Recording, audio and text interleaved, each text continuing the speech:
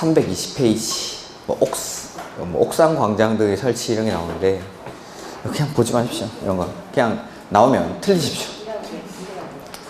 근데 요 3번에 헬리포트 이거 나오죠? 요거는 한번 한 적이 있는데 11층 이상인 건축물로서 11층 이상인 부분의 바닥 면적 합계가 1만 제곱미터 이상이고 지붕이 평지붕이죠. 그럴 때는 옥상에다가 이걸 설치합니다. 헬리포트 11층 이상이라고 11층 이상인 부분의 바닥 면적 합계가 1만 제곱미터 이상, 그 다음에 지붕이 평지붕이죠. 그게 헬리포트를 설치하죠. 이렇게. 이게 헬리포트가 H가 아니라 11층 이상이다 이 말이죠. 그리고 지붕이 평지붕이다 이 말입니다. 그래서 헬리포트를 설치합니다. 근데 평지붕이면 헬리포트를 설치하는데 이런 건물에 지붕이 경사지붕이면 헬리포트를 설치할 수 있습니까? 없습니까? 없죠. 그래서 이 경사지붕 아래에다가 대피 공간을 설치합니다. 이 경사지붕 아래 대피 공간이 우리가 용적률 산정할 때 연면적에서 제외되는 거, 거기 나왔던 경사지붕 아래 대피 공간. 그 박스 안에 있죠. 건축물의 지붕을 경사지붕으로 하는 경우에는 아래 대피 공간을 설치한다. 평지붕일 때는 헬리포트를 설치한다. 그래서 용적률 산정할 때 제외되는 요거, 경사지붕 아래 대피 공간이 요겁니다. 11층 이상인 건축물로서 11층 이상인 부분의 바닥 면적 합계가 1만 제곱미터 이상이고 경사지붕일 때는 그 경사지붕 아래 대피 공간을 설치하는데 요거는 용적률 산정할 때 제외되는 거. 이렇게 연면적에서 그때 나왔던 경사지붕 아래 대피 공간이 요겁니다. 그 다음에 321페이지에 보시면은 맨 밑에 피난 안전구역 나오죠? 그건 좀 보죠. 그거는. 그래서 초고층 건축물에는 피난층 또는 지상으로 통하는 직통계단과 직접 연결되는 피난 안전구역을 지상층으로부터 최대 거기 밑줄 30개 층마다 한 개소 이상을 설치. 초고층 건축물이 뭐죠? 50층 이상이거나 높이는 곱하기 4에서 200m 이상인 건축물. 그래서 50층 이상이나 200m 이상인 건축물을 초고층 건축물이라고 하는데 그 초고층 건축물에서는 최대 30개 층마다 한 개소씩 피난 안전구역을 설치합니다. 이것도 우리 용적률 산정할 때 제외되는 부분, 피난 안전구역 할 때 나오는 거죠. 요거. 그 다음에 이번에 준초고층 건축물에는 피난층 또는 지상층으로 통하는 직통계단과 직접 연결되는 피난 안전구역을 해당 건축물 전체 층수 2분의 1에 해당하는 층으로부터 상하 5개층 이내에 한 개소 이상씩 설치합니다. 자, 60층짜리 건물입니다. 요거는 초고층 건축물입니까? 준초고층 건축물입니까? 초고층 건축물이죠. 이러한 건물은 30개 층마다 한 개소씩 피난 안전구역을 설치합니다. 그 다음에 준초고층 건축물인데 고층 건축물 중에서 초고층 건축물에 해당하지 않는 것이죠. 40층이라고 가정해보죠. 자, 요거는 준초고층 건축물이라고 하고, 이러한 준초고층 건축물은 해당 건물 전체 층수의 2분의 1에 해당하는 층이 20층이죠. 20층의 아래 위로 5개 층 사이에 15층부터 25층 사이에 한 개소씩 피난 안전구역을 설치합니다. 피난 안전구역은 초고층 건축물이나 준초고층 건축물에 피난 안전구역을 설치하는데 초고층 건축물에서는 30개 층마다 한 개소씩, 준초고층 건축물에서는 전체 층수 2분의 1에 해당하는 층의 아래 위로 5개 층 사이에 한 개소씩 피난 안전구역을 설치합니다. 이렇게 요게 시험에 나온 적 있죠. 30개 층마다 한 개소씩 설치한다는 거. 나머지는 그냥 보지 마십시오. 승강기 이런 것들도 됐습니다. 승강기는 나올 수도 있는데 그냥 버리죠. 이런 거. 승강기는 찜찜하긴 하지만 버리죠. 너무 많이 하면 뭐 이렇게 시작하면 다 해야 되니까. 자, 그 다음에 건물의 높이와 층수. 건축물의 층수 산정 방법. 승강기탑, 계단탑, 막루, 장식탑, 옥탑, 그 밖에 이와 비슷한 건축물의 옥상 부분으로서 그 수평투영 면적 합계가 해당 건축물, 거기 밑줄, 건축 면적의 8분의 1. 대지 면적, 뭐 바닥 면적 아니고 건축 면적. 그러니까 승강기탑, 계단탑, 막루, 옥탑, 장식탑 이런 것들이 건물을 지었을 때 요 옥상 부분에 요만큼 튀어나와 있는 부분, 요런 거라 그러죠. 요거 옥상 부분에 이렇게 튀어나와 있는 부분, 승강기탑, 계단탑, 막루, 장식탑, 옥탑이라고 부르는 것. 이런 것들을. 은, 층수를 산정할 때 n은 이 수평 투영 면적의 합계, 요 튀어나와 있는 부분의 수평 투영 면적의 합계가 해당 건축물 건축 면적의 8분의 1 이하입니다. 8분의 1 이하. 작죠? 그 다음에 공동주택으로서 주거 전용 면적이 85제곱미터 이하인 것들은 6분의 1 이하. 요것도 기억하시고 6분의 1 이하. 세대별 전용 면적이 85제곱미터 이하일 때는 6분의 1 이하. 인 것과 그 뒤에 것과를 끊어야겠죠? 지하층은 층수에 산입하지 아니한다.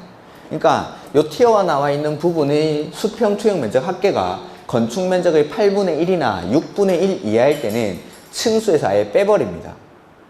그 다음에 지하층도 층수에 산입하지 않습니다. 지하층도. 그 다음에 2번 지하층은 이건 또 써놨네. 1번 끝에 써놓고 2번에 또 써놓고 중요해서 써놓은 자, 지하층은 층수에 산입하지 않는다. 그 다음에 3번에 층수가 다를 때, 자, 이 건물이 이렇게 생겨가지고 이쪽에서 보니까 7층인데 이쪽에서 보니까 건물이 5층입니다. 이럴 때는 이 중에서 가장 많은 층수 7층짜리 건물입니다. 7층짜리 건물. 그 다음에 층의 구분이 명확하지 않을 때는 높이 몇 미터마다? 4미터마다 하나의 층으로 보고 층수를 산정한다. 그 다음에 건물의 높이는 지표면으로부터 당해 건축물의 상단까지, 옥상 바닥을 상단이라고 합니다. 그래서 지표면부터 옥상 바닥까지를 건축물의 높이라고 합니다. 그 다음에 처마 높이가 나오는데, 지표면으로부터 건축물의 지붕틀 또는 깔돌이, 기둥 이런 것들은 보지 마시고 반자 높이랑 층고는 말씀을 드린 적이 있죠.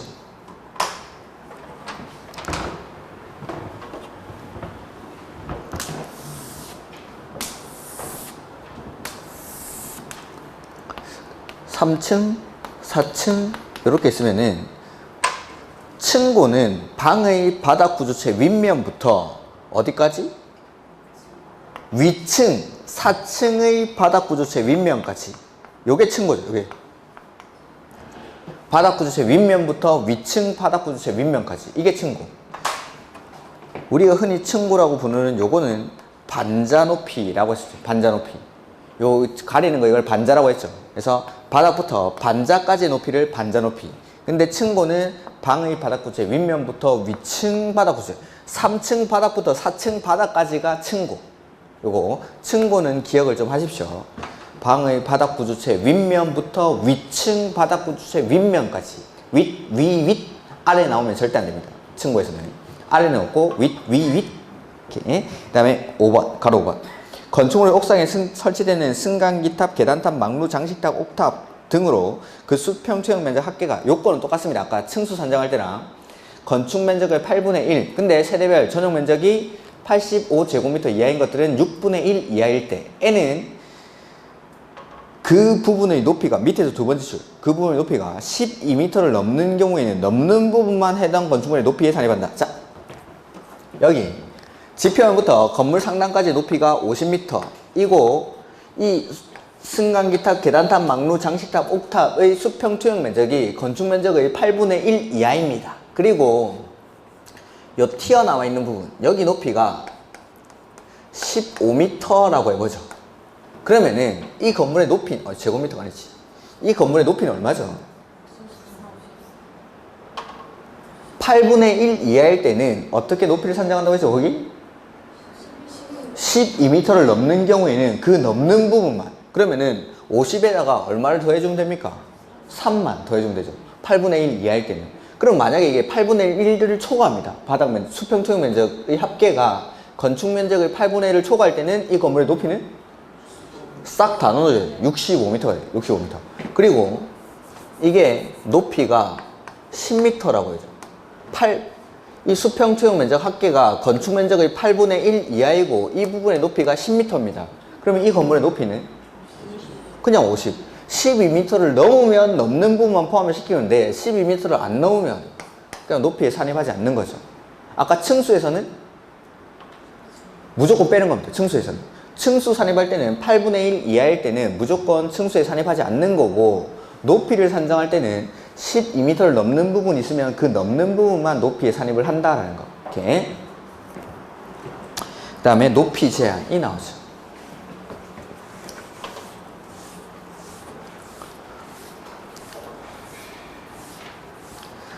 건축법에서 높이 제한은 일단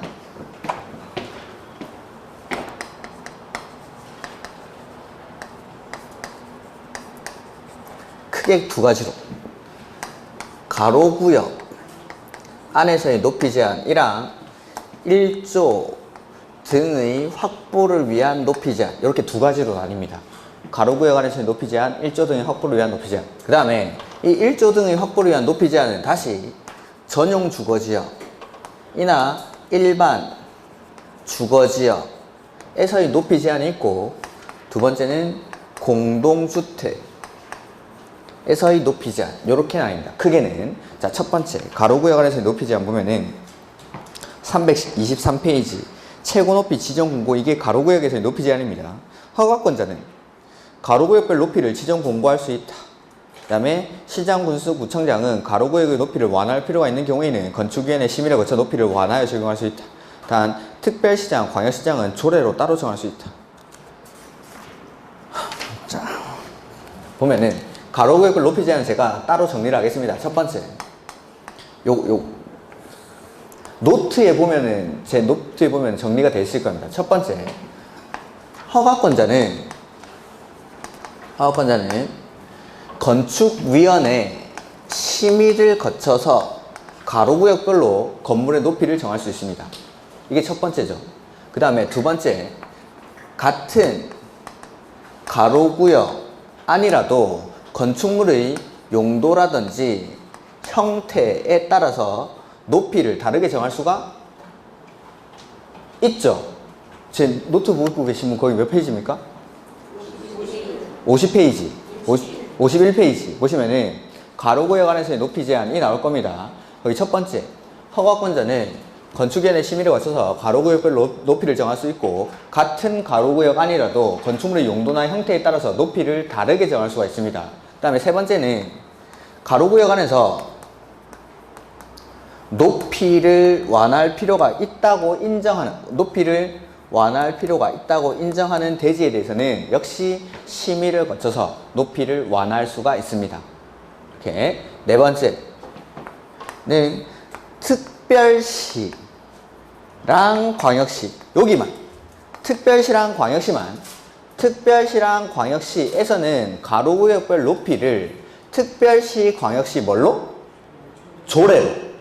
특별시랑 광역시에서만 그렇습니다. 특별시랑 광역시에서는 조례로 높이를 정할 수가 있습니다. 다시, 허가권자가 가로구역별로 높이를 정합니다. 허가권자가 건축위원회 심의를 거쳐서 가로구역별 높이를 정할 수가 있고, 같은 가로구역 아니라도 건축물의 용도나 형태에 따라서 높이를 다르게 정할 수가 있습니다. 그 다음에 이 가로구역 안에서 높이를 완화할 필요가 있다고 인정하는 대지에 대해서는 심의를 거쳐서 높이를 완화하여 적용할 수 있다. 그 다음에 특별시, 광역시에서는 특별시, 광역시 조례로 가로구역별 높이를 정할 수가 있다라는 거. 이렇게. 여기에 가로구역 안에서의 높이 제한. 그래서 허가권자가 지정을 한다라는 겁니다. 그 다음에 1조 등의 확보를 위한 높이 제한이죠. 전용 주거지역이나 일반 주거지역에서는 원칙 어디서부터 띄우죠? 정북방향 인접 대지 경계선으로부터 건축물 높이 9m 이하인 부분은 1.5m를 띄워서 건축을 하고, 9m를 초과하는 부분은 건축물 각 부분 높이의 2분의 1 이상을 띄워서 건축한다. 이게 원칙. 전용 주거지역이나 일반 주거지역에서는 정북방향 인접대지 경계선으로부터 일정 거리를 띄워서 건축을 하는 거죠. 근데 예외적으로 정남방향으로부터 띄울 수 있는 경우가 있죠. 시험에는 요게 나왔습니다. 안 띄우는 경우도 있는데 정남방향으로부터 띄우는 경우가 시험에는 많이 나왔습니다. 그래서 거기 우리 책에 보면 1번부터 6번까지 1번부터 5번까지는 개발이 시작되는 곳들. 그러니까 택지개발지구, 대지조성 사업시행지구, 개발촉진지역, 산업단지, 농공단지, 도시개발구역, 정비구역 이런 데서는 원래 전용 주거지역이나 일반 주거지역은 정북방향으로부터 띄워야 되는데, 처음에 대지를 조성할 때부터 아예 기준점을 남쪽으로 잡는 거죠. 그러면은 북부터 띄우나 남쪽부터 띄우나 그게 그거라 이 말이죠.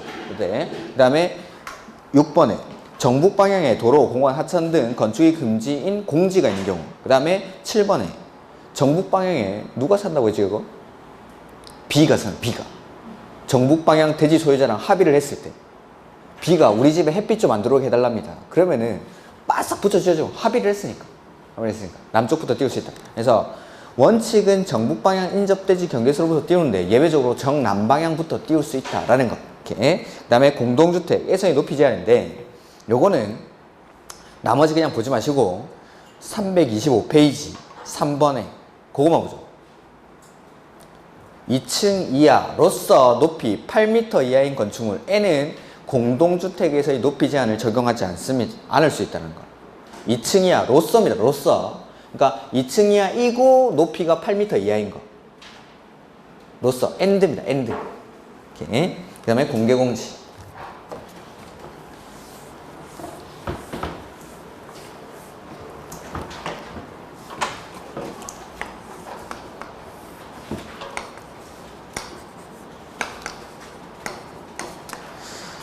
이 공개공지라는 것 자체가 아무나 와서 쉴 수 있는 소규모 휴식 공간을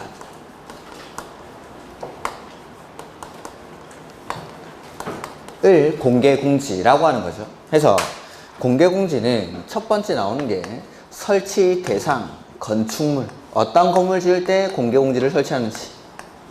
그 다음에 두 번째는 설치 대상 지역. 그 다음에 세 번째, 공개공지는 얼마나 설치를 해야 되는지. 네 번째는 공개공지를 설치하면 어떠한 효과가 있는지. 이러한 것들입니다. 자, 설치 대상 지역부터 보면은 아무나 와서 쉬어야 되니까 사람들이 많이 모이는 지역에 이 공개공지를 설치합니다. 그래서 용도지역 중에 사람 제일 많이 모이는 데가 어디죠? 모든 상업지역. 중심, 일반, 유통, 근린 싹 다. 그 다음에 상업 기능이 포함된 지역이 두 가지 있죠. 준주거지역이랑 준공업지역 요런 데 준주거, 준공업. 그 다음에 하나 더 일반 주거지역까지. 그 다음에 시가, 시장, 군수, 구청장이 시가와의 가능성이 크다고 인정하는 지역까지. 그래서 대상 지역은 그냥 사람 많이 모이는 데구나 라고 생각하시면 됩니다. 모든 상업지역, 준주거지역, 준공업지역, 일반 주거지역 요런 데. 근데 외워야 되는 게 대상 건축물이죠. 이거 어떻게 외웠습니까? 종교시설, 운수시설, 그렇죠. 이제 생각이 나십니까? 문화집회시설, 그 다음에 판매시설, 업무시설, 그 다음에 숙박시설로 쓰는 바닥면적이 5,000제곱미터 이상인 거 해서 종훈아 5,000원짜리 문화상품권 파는데 없어? 요게 공개공지 설치 대상 건축물. 종훈아 5,000원짜리 문화상품권 파는데 없어? 종교시설, 운수시설, 문화집회시설, 판매시설, 업무시설, 숙박시설. 근데 요 업무시설 대신에 의료시설 중 종합병원 이거 넣으면 이게 뭐였죠? 다중이용 건축물. 다중이용 건축물. 그래서 업무시설 대신에 의료시설이 들어가면 이건 다중이용 건축물. 근데 의료시설 대신 업무시설 들어가면은 이거는 공개공지 설치 대상 건축물. 그 다음에 요 판매시설에서 제외되는 게 하나 있는데 농수산물 유통시설. 노량진 수산시장에 쉬러 갈 겁니까? 비린내 나는데 거기 안 가보셨죠? 비린내 엄청납니다. 거기도 한 2년 살았었는데 그 앞에도. 그래서 다음의 지역 325페이지 다음의 지역의 환경을 쾌적하게 조성하기 위해서 대통령령으로 정하는 용도와 규모의 건축물은 일반이 사용할 수 있도록 소규모 휴식시설 등 공개공지를 설치해야 한다. 해서 대상지역은 일반 주거지역, 준주거지역, 상업지역, 그 다음에 준공업지역. 그 다음에 확보 대상 건축물은 방금 말씀드린 거 종훈아 5,000원짜리 문화상품권 파는데 업숙인데 판매시설에 제외되는 게 농수산물 유통시설은 제외합니다. 그 다음에 공개공지 확보 면적이 나오죠. 공개공지는 대지 면적의 10% 이하에서 공개공지를 설정합니다. 대지 면적의 10% 이하. 대지 면적의 10% 이하. 그 다음에 이 공개공지 면적에는 조경 면적이나 매장 문화재, 현지 보존 조치 면적을 공개공지 면적으로 할 수가 있습니다. 이렇게. 조경 면적이나 매장 문화재 현지 보존 조치 면적. 그 다음에 공개 공지를 설치하면은 법에서는 건폐율, 용적률, 높이 등을 완화할 수 있다라고 규정을 합니다. 법에서는. 근데 대통령령에 가보니까 뭐만? 용적률이랑 높이만 얼마까지? 1.2배까지 완화를 해줍니다. 이게 공개 공지. 그래서 확보 면적은 대지 면적의 10% 이하의 범위에서 조례로 정한다. 이 경우 조경 면적을 공개 공지 면적으로 할 수 있다. 조경 면적뿐만 아니라 매장 문화재 현지 보존 조치 면적도 공개 공지 면적으로 할 수가 있습니다. 그 다음에 공개 공지 설치. 공개 공지 등을 설치할 때는 환경 친화적으로 편리하게 이용할 수 있도록 기능자 또는 조경시설 등 건축 조례로 정하는 시설을 설치해야 한다. 그 다음에 안 나와 있나? 공개 공지는 그 옆에다가 필로티 구조로 설치할 수 있다 라고 해냅시다.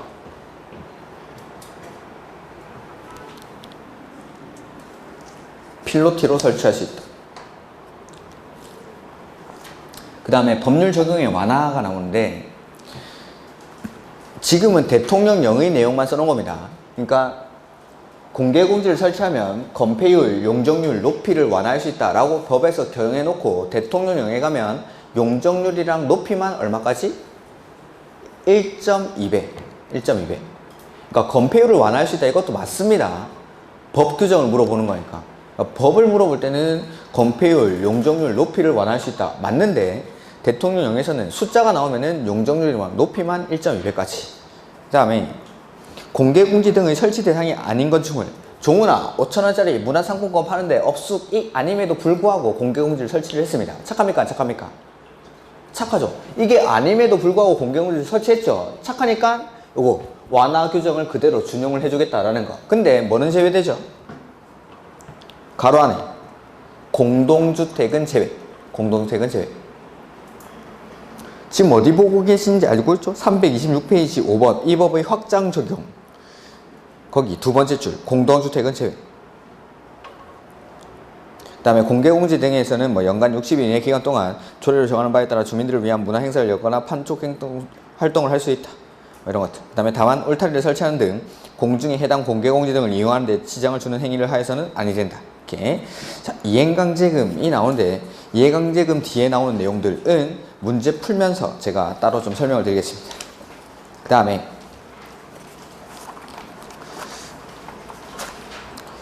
338페이지 이제 주택법이죠.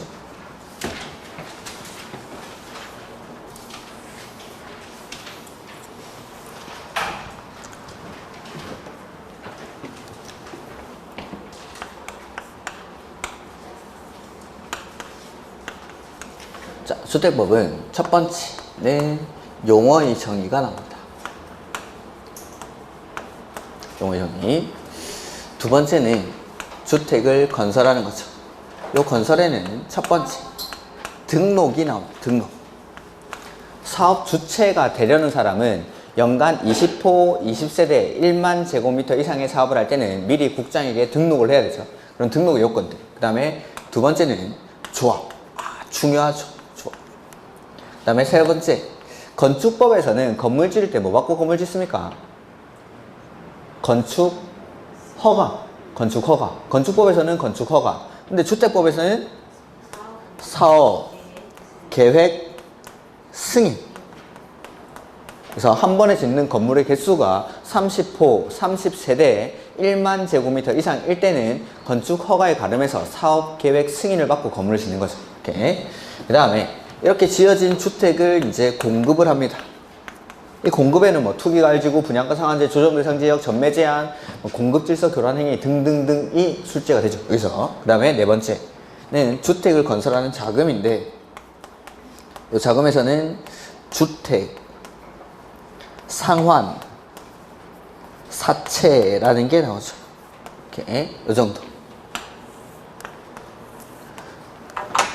그래서 338페이지 보시면은 용어들이 쭉 나오죠. 요 용어는 우리 문제 풀면서 한번 보도록 하죠. 문제 풀면서 그때 설명을 드리도록 하고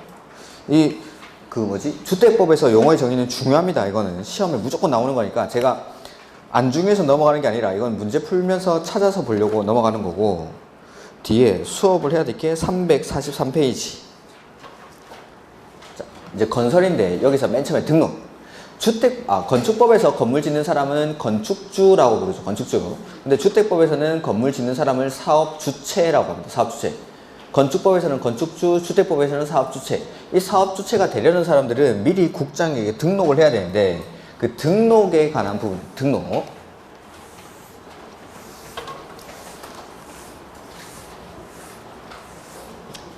그래서 사업주체가 될 수 있는 사람에는 첫 번째, 국가, 지자체. 두 번째는 주공. 세 번째, 지방공사. 그 다음에 네 번째는 공익법인. 그 다음에 다섯 번째, 조합. 여섯 번째, 고용자. 그 다음에 일곱 번째, 법인. 여덟 번째, 개인. 이런 사람들이 주택법상의 사업주체가 될 수 있는 사람들입니다. 사업주체가 될 수 있는 사람들. 자, 그리고 이 사업주체가 되려는 사람들이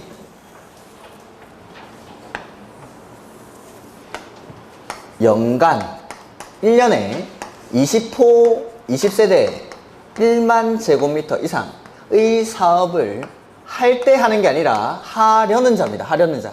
즉 연초에 내가 이러한 계획을 세웠죠. 올해는 내가 20호 이상의 단독주택 내지는 20세대 이상의 공동주택 같은 것들을 지어가지고 분양을 한번 해보겠다라는 계획을 세워놨으면은 미리 등록을 하는 겁니다. 등록을. 하려는 자는 등록을 누구한테 하죠?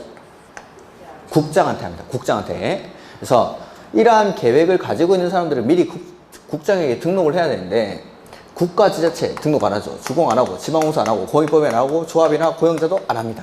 등록하는 사람이 법인이랑 개인. 이 등록하는 사람을 묶어서 그냥 등록사업자라고 부르는 거죠. 등록사업자. 이 위에는 뭐 비등록사업주체라고 부르기도 하는데 뭐 그런 것들은 중요한 게 아니고.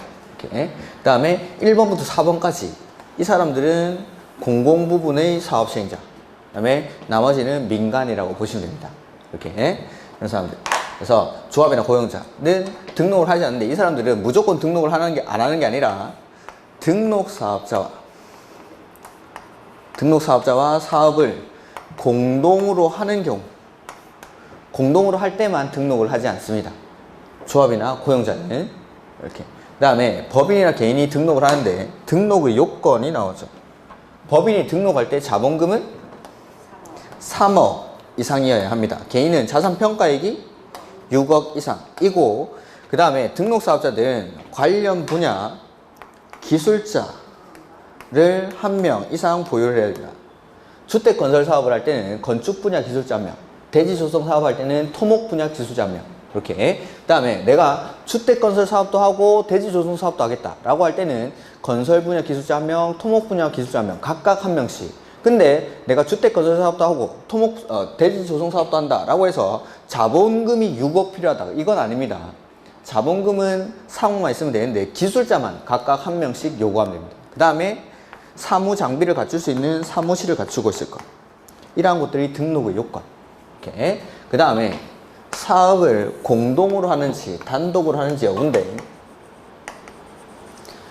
조합의 경우에는 등록사업자랑 조합은 공동으로 해야 됩니까? 할 수 있습니까? 할 수 있답니다. 할 수 있다. 조합은 공동으로 할 수 있다. 근데 고용자는 등록사업자와 공동으로 하여야 한다. 그래서 조합은 등록사업자랑 사업을 공동으로 할 수 있고, 고용자는 등록사업자와 사업을 공동으로 하여야 한다. 그 다음에 여기 조합에서 제외되는 게 세대수가 증가하지 아니하는 리모델링 주택조합은 제외합니다. 리모델링 주택조합은 제외. 이유는 한번 말씀드린 적이 있는데, 리모델링은 소유자들이 모여서 하는 거죠. 30세대 세대의 공동주택 소유자들이 모여가지고 우리 아파트 리모델링 하자라고 하는 거죠. 해서 집을 고쳐서 30세대가 됐습니다. 그럼 이거 일반 분양이 일어납니까? 안 일어납니까? 없죠. 집주인들이 집 고쳐서 집에 들어가 사는 겁니다. 그러니까 이러한 것들은 등록사업자랑 사업을 같이 하고 말고의 문제가 애초부터 발생하지 않습니다. 그냥 세대수가 증가하지 않는 리모델링은 시공사만 선정해서 공사해서 들어가서 살면 되는 거지 분양을 하는 게 아니기 때문에 등록사업자랑 사업을 같이 하고 말고의 문제가 아예 처음부터 발생을 안 하는 겁니다. 해서 세대수가 증가하지 않는 리모델링 주택조합은 공동으로 하고 말고의 문제 자체가 아예 없습니다. 해서 요거는 제외된다 라는 거. 그래서 한번 보면은 343페이지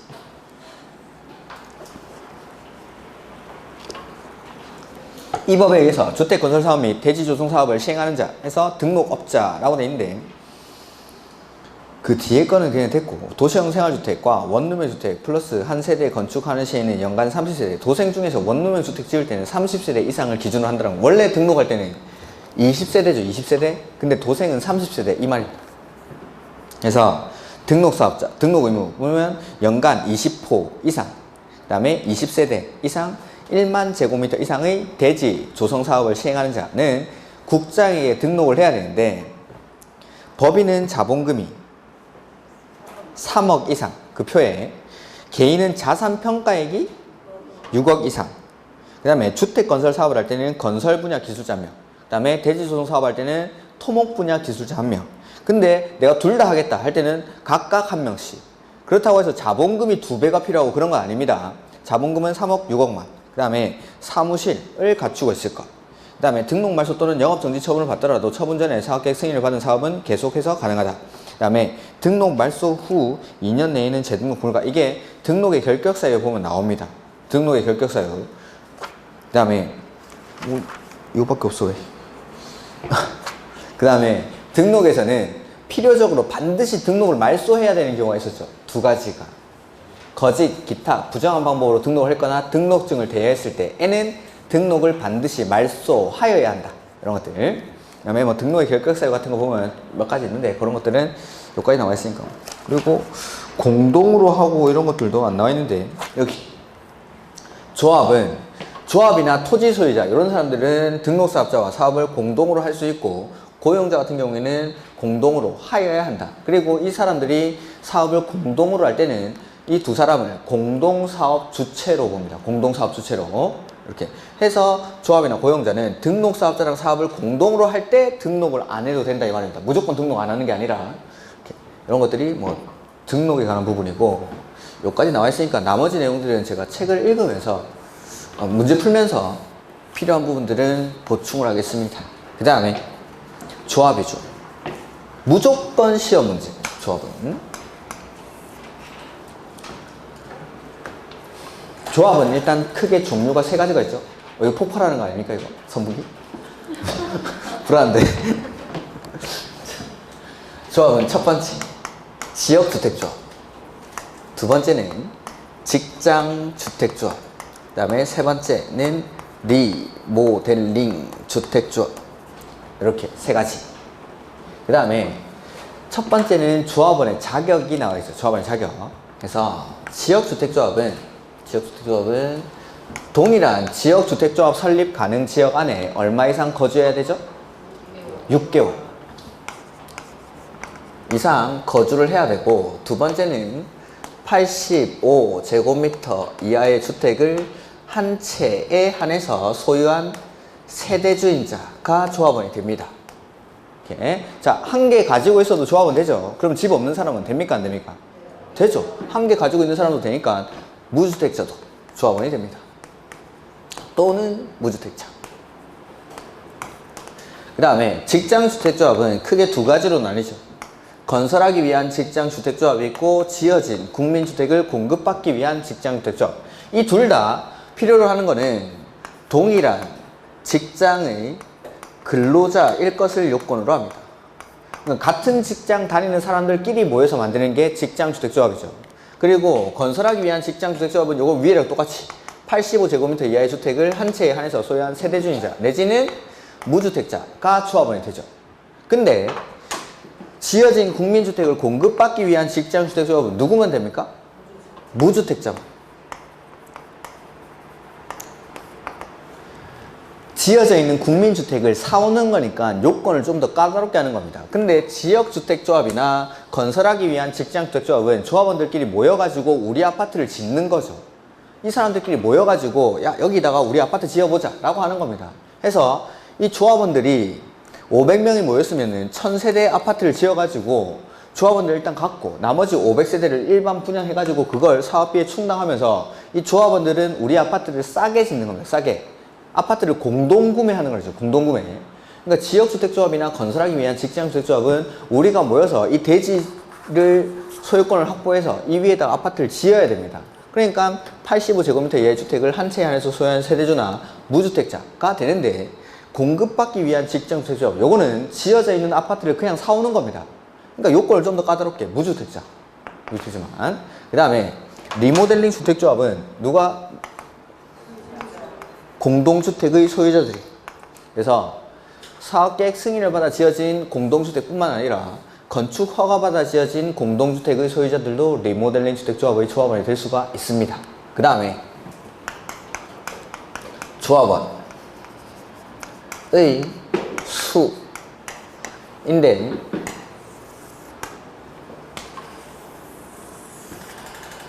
지역주택조합이나 직장주택조합의 경우에는 주택, 건설, 예정, 세대, 수의 얼마 이상으로 하죠? 50% 이상으로 구성합니다.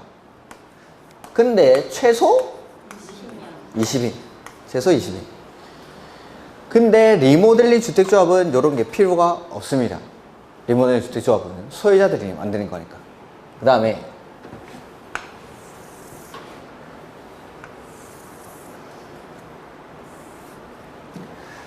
조합의 설립. 우리 개발법 조합이나 정비법 조합 만들 때는 뭐 받았죠? 허가 받습니까? 승인 받습니까? 인가 받습니까? 신고합니까? 인가. 개발법 조합도 인가 받고 정비법 조합도 인가 받고 하죠.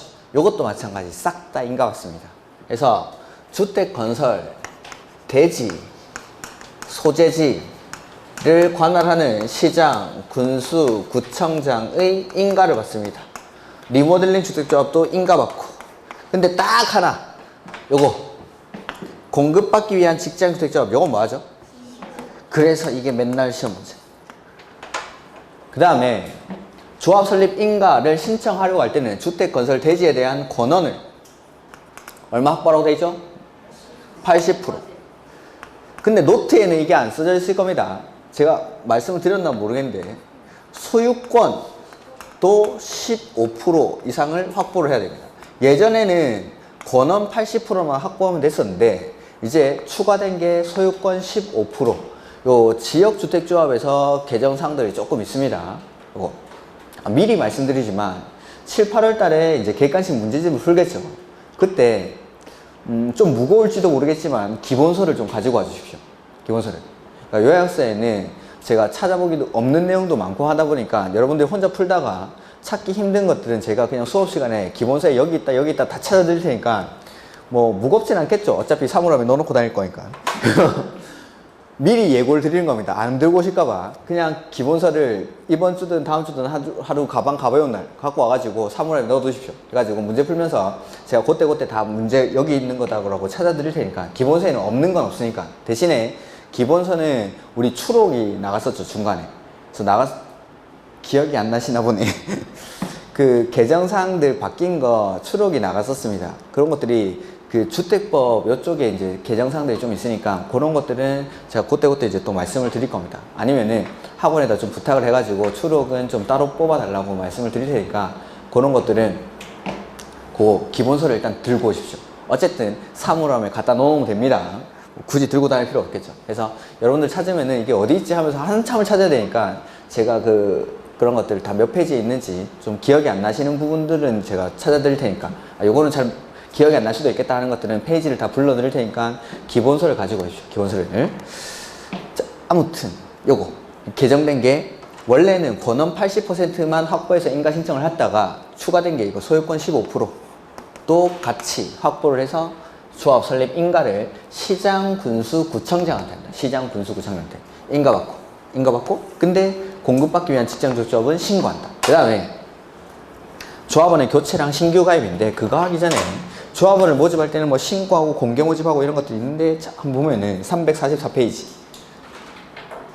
조합의 종류 해서 지역주택조합, 직장주택조합, 리모델링 주택조합이 있고 구성 보시면은 주택조합은 주택건설 예정 세대수의 얼마 이상으로? 가로 띄워놓고 2분의 1 이상이니까 50% 이상으로 구성합니다. 50% 이상으로.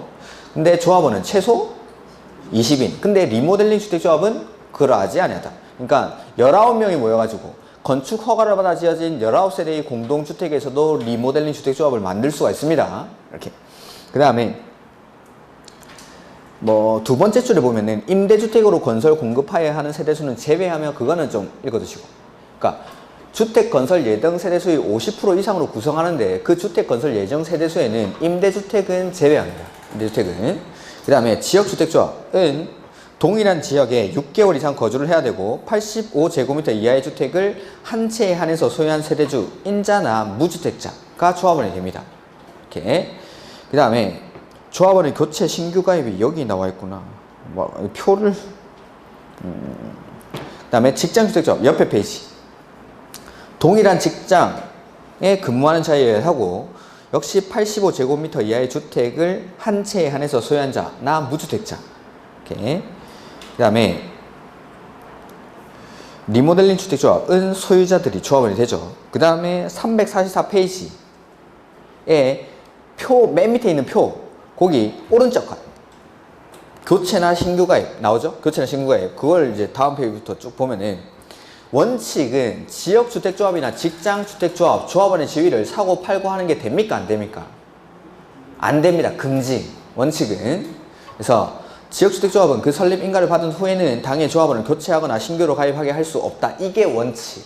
그래서 저 공급에 보면은 공급질서 교란 행위에 지역 직장 주택조합원의 지위를 사고 팔고 하는 걸 금지해 놨습니다.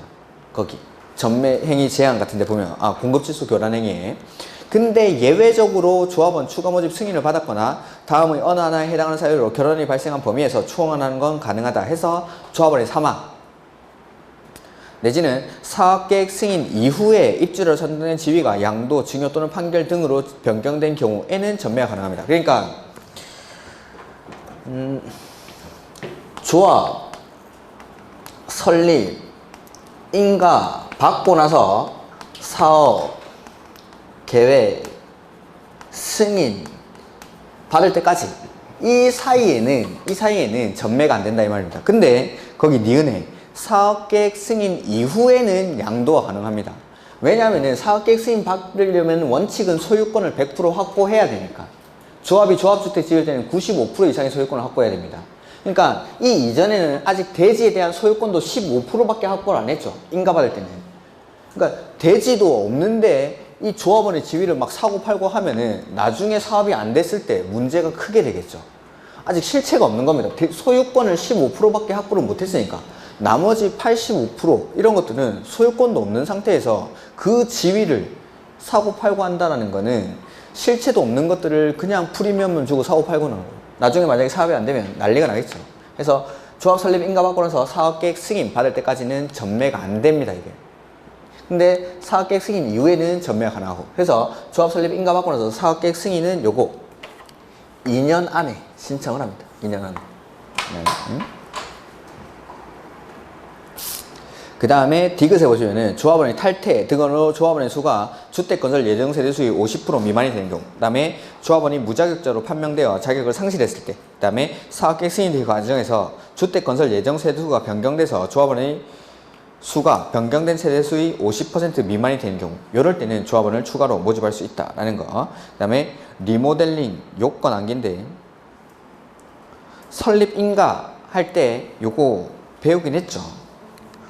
리모델링 주택조합은 요 소유자들이 되는데 조합 설립 인가를 신청할 때 얘는 단지 전체를 리모델링 하는 경우에는 각동 구분 소유자 과반수랑 전체 구분 소유자 및 의결권의 3분의 2 이상의 결의가 필요하고, 동만 리모델링 할 때는 해당 동 소유자 및 의결권의 3분의 2 이상의 결의를 받아서 조합 설립 인가를 신청합니다.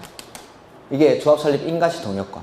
그 다음에 착공할 때는 리모델링에 공사에 들어갈 때는 50% 이상 퍼센트라고 했죠. 그래서 각동 50%, 그 다음에 전체의 75%, 동만 할 때는 75%. 이 동의요건은 리모델링 착공할 때 허가를 신청해야 됩니다. 리모델링 공사 시작할 때 허가를 받아야 되는데, 그 허가 신청 시 동의요건은 퍼센트, 각동 50%, 전체 75%, 동만 할 때는 75%. 요거는 뭐 나오면 다음에 보도록 하죠. 그 다음에 조합 설립할 때는 인가 받아야 되는데, 그 밑에 인가 시 요건이 나오죠. 80% 이상의 권한을 확보하고 소유권을 15% 이상 확보할 것. 그 다음에 주택의 공급. 국민주택을 공급받기 위한 직장주택조합은 신고만 하면 된다라는 거죠. 그 다음에 뭐 나머지는 됐고. 그 다음에 나머지 사항들은 여기까지만 보고 일단은 문제 풀면서 필요한 내용들은 다시 또 설명을 드리도록 하겠습니다. 조금 쉬었다가 문제 보도록 하겠습니다.